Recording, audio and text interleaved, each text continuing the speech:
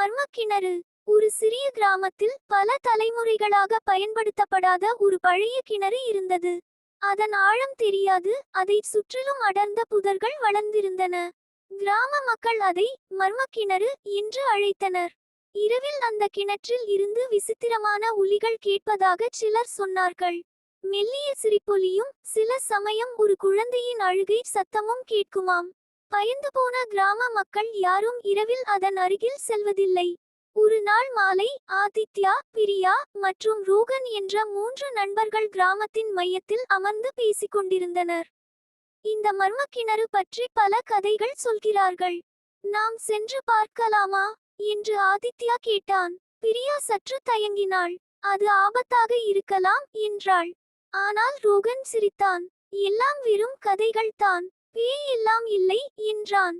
ஆதித்யா உற்சாகமாக, இன்று இரவு 10 மணிக்கு நாம் அங்கே செல்வோம் என்றான். இரவு 10 மணி. 3 நண்பர்களும் டார்ச் லைட்டுகளுடன் கிணற்றின் அருகில் வந்தனர். அடர்ந்த புதர்களை விலக்கி உள்ளே சென்றபோது ஒரு குளிர்காற்று அவர்களைச் சூழ்ந்தது. கிணற்றின் ஆழத்தில் இருந்து ஒரு மெல்லிய சத்தம் கேட்டது. என்ன சத்தம் அது என்று பிரியா பயத்துடன் கேட்டாள். ரோகன் டார்ச் வெளிச்சத்தை கிணற்றுக்குள் அடித்தான். கிணற்றின் சுவர்களில் பாசி படிந்திருந்தது. ஆழத்தில் இருள் மட்டுமே தெரிந்தது.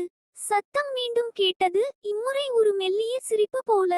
யாரோ இருக்கிறார்கள் என்று ஆதித்யா மெதுவாக சொன்னான். திடீரென கிணற்றின் உள்ளே இருந்து ஒரு சிறிய கல் மேலே வந்து அவர்களின் காலடியில் விழுந்தது.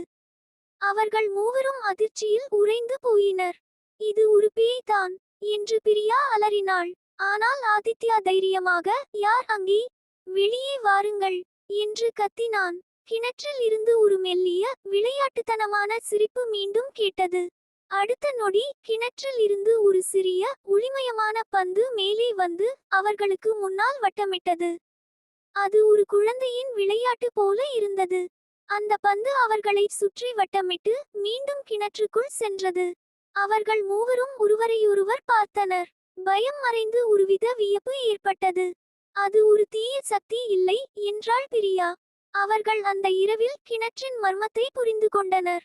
அது ஒரு விளையாட்டுத்தனமான ஆவி, பயமுறுத்துவதற்காக அல்ல.